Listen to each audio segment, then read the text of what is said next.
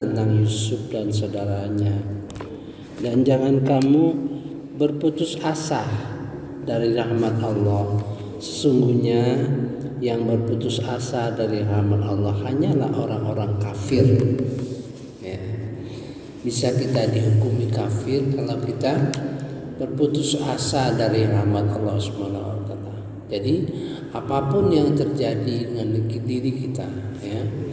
Apapun yang terjadi di diri kita, kita harus yakini bahwa itu merupakan didikan Allah terhadap kita. Ya. Apakah kita menderita kesulitan, ya, termasuk berdosa, ya. Berdosa supaya kita walaupun sebesar-besar dosa, jangan putus harapan terhadap Allah Subhanahu wa taala karena akan dihukumi kafir.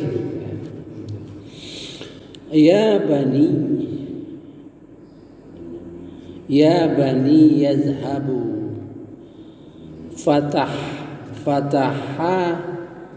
tahu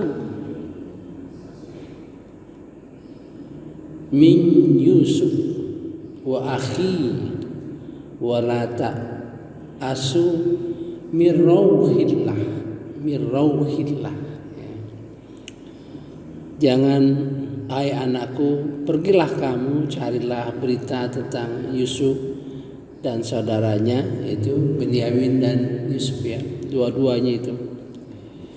Dan jangan kamu berputus asa dari rahmat Allah. Di sini dia pakai mirauhillah, ya. Rauhillah, roh, ya.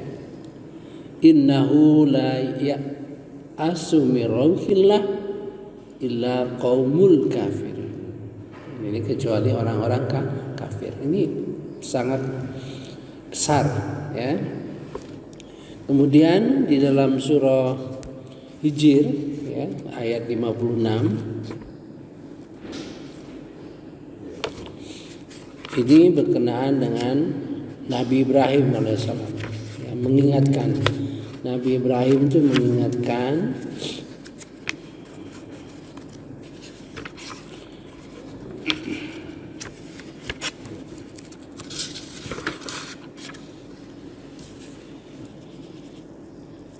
dan Ibrahim berkata, tidak ada yang putus asa dari rahmat Tuhanmu kecuali orang yang sesat.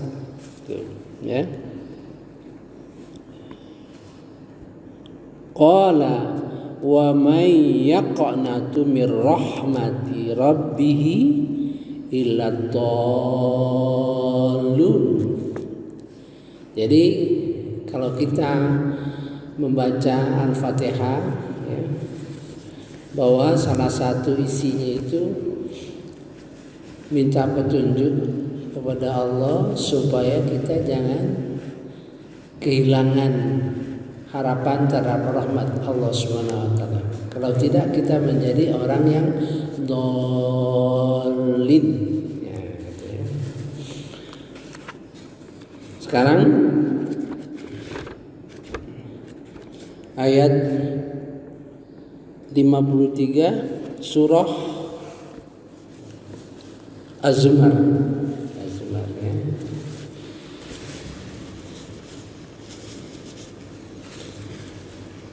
Katakanlah, ini diperintah kepada Nabi Muhammad.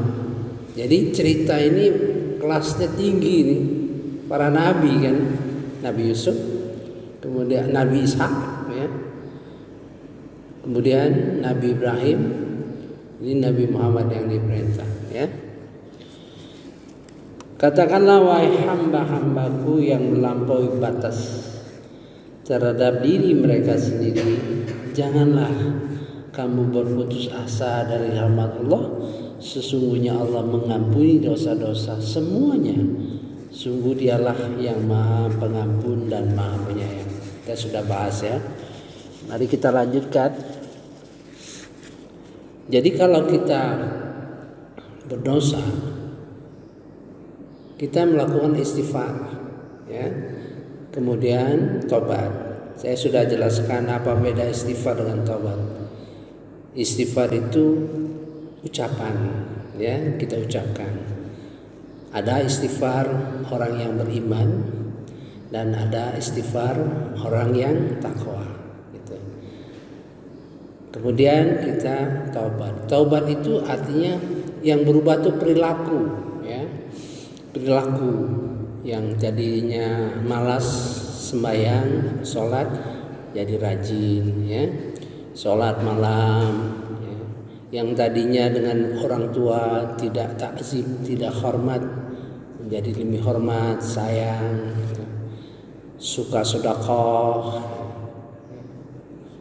Kemudian tidak lagi mau berbuat yang kisah lalu, dia akan lupakan tempat maupun orang-orang yang bersama mereka ketika mereka melakukan maksiat. Itu 6 contoh yang diberikan oleh Rasulullah SAW.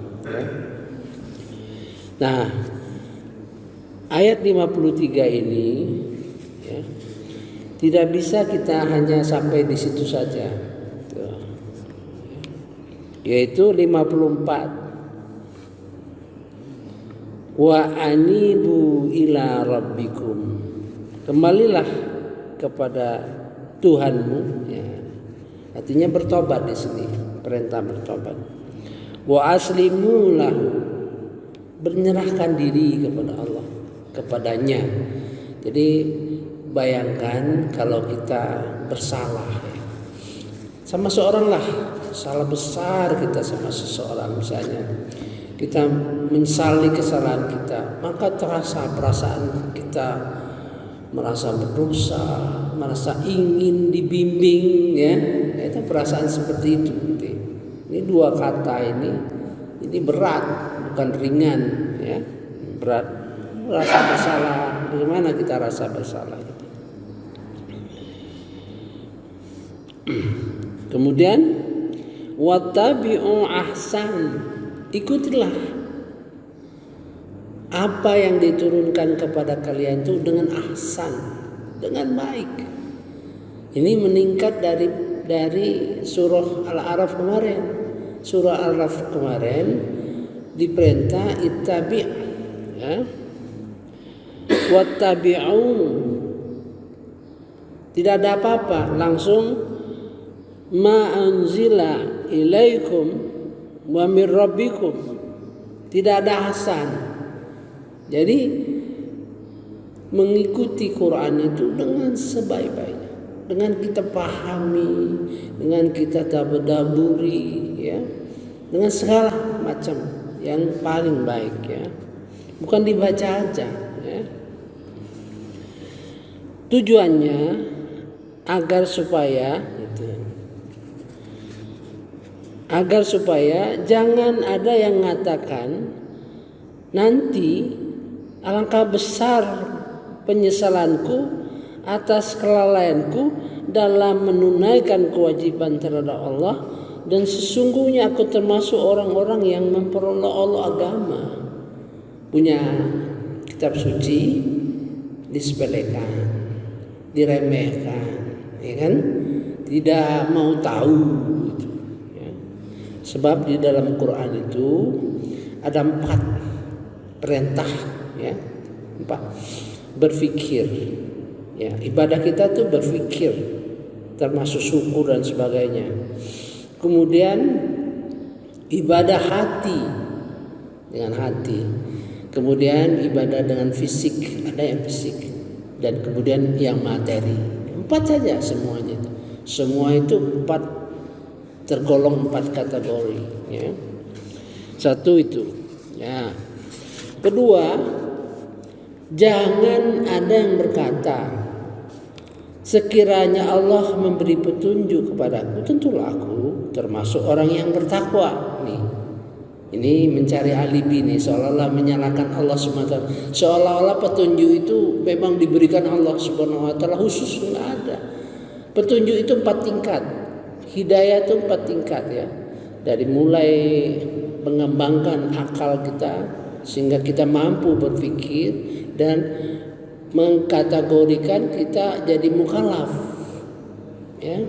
Kalau orang gila kan tidak punya kewajiban, Ya, orang mukallaf. Jadi ilmu-ilmu umum yang kita peroleh selama itu hidayah.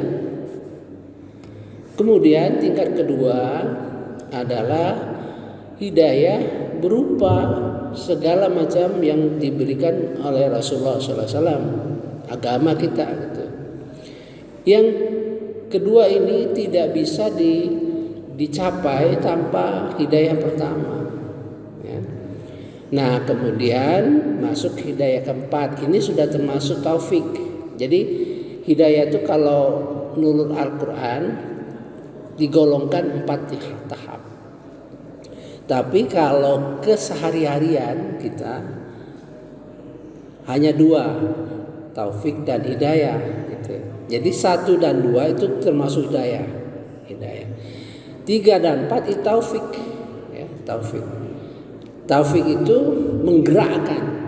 Misalnya kita semua orang tahu sholat subuh, apalagi di masjid berjamaah, ya, mendengarkan tausiah, ya, kalau bisa dilanjutkan sholat sunat suruh gitu. Pahalanya tinggi sekali, semua orang tahu. Tapi apakah semua orang bergerak untuk melaksanakannya? Tidak. Nah, itulah taufik. Taufik itu secara konsep menyatukan antara kehendak Allah Subhanahu wa taala dengan kehendak kita sama. Itu makanya kita ridho kepada Allah dan Allah pun ridho kepada kita, ya. Yang kedua itu, ya. Yang ketiga, agar jangan ada yang berkata melihat azab, sekiranya aku dapat kembali ke dunia, tentu termasuk orang-orang yang berbuat baik, musinin. Nih, dugaan kita itu. Jadi mengapa fokus pada orang yang takwa dan fokus kepada orang yang musinin gitu. Nah, ini sebenarnya terkait dengan surah 31, ya, surah Luqman. Jadi syarat, ya, untuk bergerak, ya, beragama itu bergerak ke arah jalan yang dimaui Allah Subhanahu wa taala. Perhatikan beda surah Luqman ayat 1 sampai 5 dengan surah Al-Baqarah 1 sampai 5. Gitu, ya. Bedanya,